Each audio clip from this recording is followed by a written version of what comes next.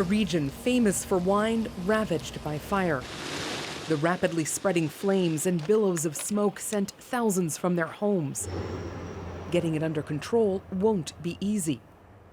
The worst drought in France's history has evaporated ponds. More than 100 towns are without drinking water. Crops bake and bleach in the hot sun.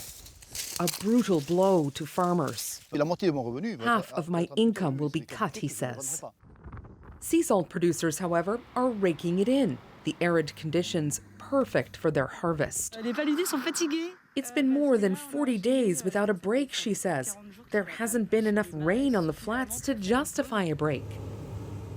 In Italy, receding waters revealed an unexploded bomb from the Second World War. Bridges built to stretch over Germany's mighty Rhine reach across a mucky valley dotted with puddles as houseboats rest in the mud. The Rhine, a key commercial artery for barges, a trickle of its former self, and a challenge for captains. Normally, he says, you have more than 2 meters of water under the ship. Now you have 40 centimeters, slowing the transport of grain, coal, and chemicals, choking an already strained energy and supply chain, which could send prices soaring.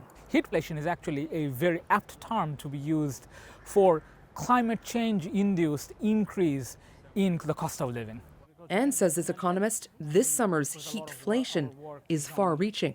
It's what we call cascading impacts, not just on agriculture, but energy, but also people's livelihoods in general are going to be made more and more difficult. We are in for, unfortunately, a very hard winter. Thursday will be the UK's turn to swelter through high temperatures once again as a 4-day extreme heat warning kicks in parts of the country still scorched from last month's record-shattering heat wave.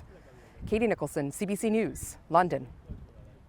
As we often do in a moment like this, let's bring in CBC News senior meteorologist Johanna Wagstaff to make some sense of this for us. So, Joe, obviously very hot summer, but presumably these rare heat events are just getting less rare.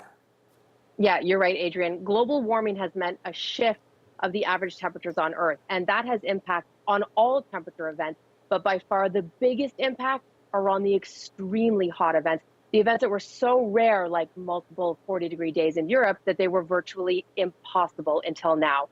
And you know what has taken the place of the extremely rare 40-degree days? The 50-degree days, and so on as our climate warms.